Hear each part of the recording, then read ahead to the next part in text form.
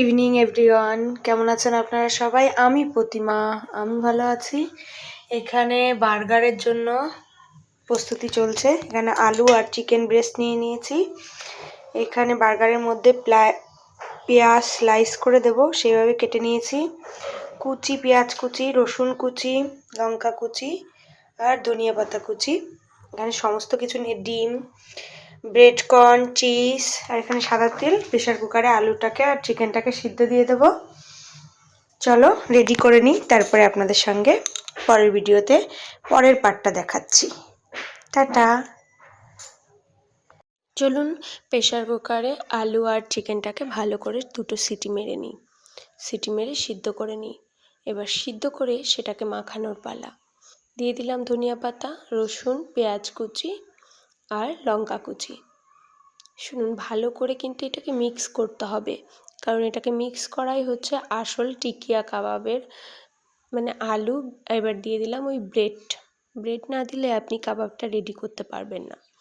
আপনি যদি হাতের মধ্যে সুন্দর করে কাবাবটা ঠিক করে না করতে পারেন, তাহলে বার্গারটা ঠিক করে করতে পারবেন না। আমি লবণ, চিনি আর অরিগ্যানো আর চিলি ফ্লেক্স দিয়ে ভালো করে এটাকে মাখিয়ে নিলাম। এবার হাতে একটু সাদা তেল নিয়ে এটাকে কাবাবের মতো আকার দেব। আমি মোটা করব না। হ্যাঁ, আপনারা বলবেন যে আমি তবু অনেকটাই মোটা করেছি, খুব পাতলাও করিনি, বেশ খানিকটা মোটা করেছি। এবার ওই ডিম আর কর্নফ্লাওয়ারের ব্যাটারের মধ্যে ওই ঠিক কাবাবটাকে চুবিয়ে তারপরে ব্রেড কর্নের মধ্যে দিয়ে তারপরে কোটিং করব। সুন্দর করে কোটিং করে নেব। এই দেখুন, কোটিং করা হয়ে গেল আমার। কোটিং করে নিয়ে এবার সুন্দর করে ঠান্ডা তেলে ছাড়বো।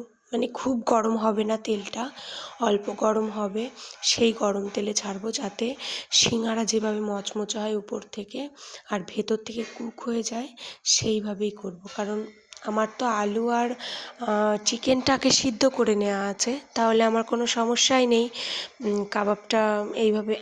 হ্যাঁ, আপনারা অল্প তেল দিয়ে কাবাবের মতো করে অল্প তেল দিয়ে ভাজতে পারেন, শুধু কাবাব।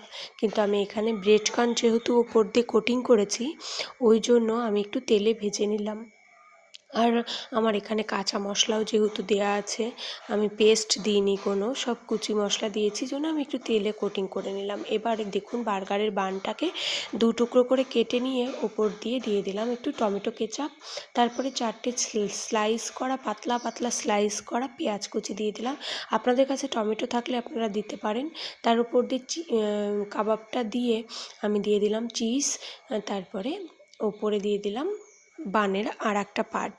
এইবার দিয়ে দেবো মাইক্রো ওভেনের মধ্যে। দেখুন জিনিসটা কত সুন্দর লাগছে দেখতে। আপনাদের কাছে যদি লেটুস পাতা থাকে, তারপরে টমেটো থাকে, আপনারা দিতে পারেন। আমি গ্রামের দিকে তো সহজ সরলভাবে বানিয়ে বাচ্চাদেরকে খাওয়াই, যা থাকে তাই দিয়েই বানিয়ে খাওয়াই।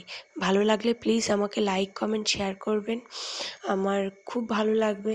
সাবস্ক্রাইব করবেন, আমার পাশে থাকবেন, তাহলে আমার উৎসাহ হবে আরও সুন্দর সুন্দর রেসিপি দেখাতে। সুন্দর না বলুন? আমরা যারা গ্রামে থাকি তারা সহজেই যেন এই রেসিপিটি বানিয়ে নিতে পারি।